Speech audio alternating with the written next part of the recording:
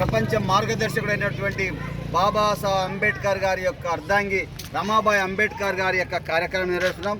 ఇటు కార్యక్రమాన్ని ఉద్దేశించి కవి పండితుడు భూరోజు గిరిరాజాచారిని మాట్లాడవలసిందిగా సాధారణంగా విజ్ఞప్తి చేస్తున్నాం.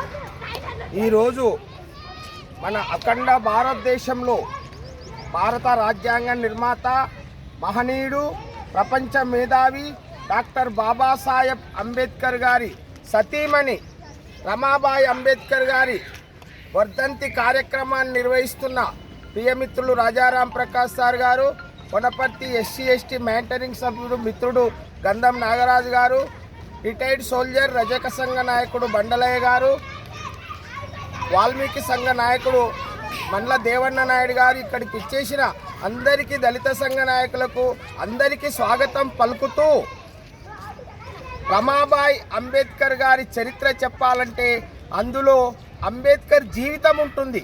ఎందుకంటే ఆ అమ్మ కృషియే అంబేద్కర్ గారు ప్రపంచంలో 13 డిగ్రీలను సంపాదించి అత్యధిక విద్యావంతుడుగా పేరొందిన మహనీయుడు భారత రత్న బాబాసాహెబ్ అంబేద్కర్ గారు. ఎందుకంటే ఆ అమ్మ ఫిబ్రవరి 7, 1898 మహారాష్ట్రలో వనంది అనే ప్రాంతంలో బికు దోత్రే రుక్మిణీబాయి అనే పుణ్య దంపతులకు జన్మించింది. చిన్నప్పుడే తల్లిని కోల్పోయింది, కొంతకాలానికి తండ్రిని కోల్పోయింది. మేనమామల అమ్మను పెంచారు. ఆ రోజుల్లో వాళ్ళ తండ్రి సముద్ర తీరం నుండి చేపలు బుట్టల్లో తెచ్చి మార్కెట్లో ఆ వర్తకులకు ఇచ్చేవాడు. ఆ విధంగా కష్టపడేవాడు. కనుక ఆ రోజుల్లో మేనమామ ఆ రోజు బాల్య వివాహాలు 9 ఏళ్ల వయసులోనే అంబేద్కర్ గారికి 15 ఏళ్ల వయసు బాల్య వివాహాలు ఆ రోజు సహజంగా జరిగేవి. బైకుల్లా మార్కెట్లో వివాహం జరిగింది. ఆ అమ్మ అవిద్యావంతురాలు. అంబేద్కర్ గారు ఆ అమ్మకు చదువు నేర్పుతూ ఆ రోజుల్లో షహాజీ మహారాజ్ గైక్వాడ్ గారి సహాయంతో విదేశాలకు చదువులకు వెళితే ఆ అమ్మ పిడికలు చేసి అంబేద్కర్ గారికి కొంత ధనాన్ని పంపేది. నా భర్త ఉన్నత చదువులు చదివి గొప్ప పేరు తెచ్చుకోవాలని ఆ అమ్మ ఆకాంక్ష. ఆ విధంగా ఆ క్రమంలో ఆ అమ్మకు 5 మంది సంతానం. యశ్వంత్, రమేష్, గంగాధర్, ఇందు, తర్వాత రాజారత్నం. ఆయన ఉన్నత చదువులు చదువుతున్నప్పుడు 4 చనిపోయారు. పిల్లలు చనిపోతున్న అనారోగ్యంతో పిట్టలుగా రాలిపోతున్న ఆ అమ్మ భర్తకు ఆ విషయం తెలియజెప్పలేదు.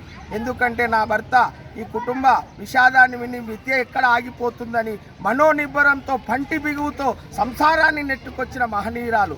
ఈరోజు కాస్తింత కష్టం వస్తేనే భర్త మీద దొబ్బే మహిళలు ఉన్నారు, అందరు కాదు, కొందరు. కనుక అటువంటి త్యాగశీలి మాతృమూర్తి రమాబాయి అంబేద్కర్ గారు. కనుక ఆ అమ్మ ఆ విధంగా అంబేద్కర్ గారికి సహాయం చేసి ఆ విధంగా చివరికి ఒక యశ్వంత్ మిగిలాడు. చిన్న కొడుకు రాజారత్నం చనిపోయినప్పుడు వాళ్ళ చేతిలో చిల్లి గవ్వలేదు. కనుక అటువంటి పేదహీన స్థితిలో ఆయన ఎదిగి ఉన్నతులు చదివి ఈ దేశానికి రాజ్యాంగాన్ని అందించిన మహనీయుడు అంబేద్కర్ గారు. అందుకే అంబేద్కర్ గారు 1940లో థాట్సాన్ అనే పాకిస్తాన్ అనే పుస్తకం రాస్తూ అందులో తన భార్య రమాబాయి అంబేద్కర్ తనకు ఏ విధంగా సహకరించిందనే విషయాన్ని సుస్పష్టంగా వివరించాడు.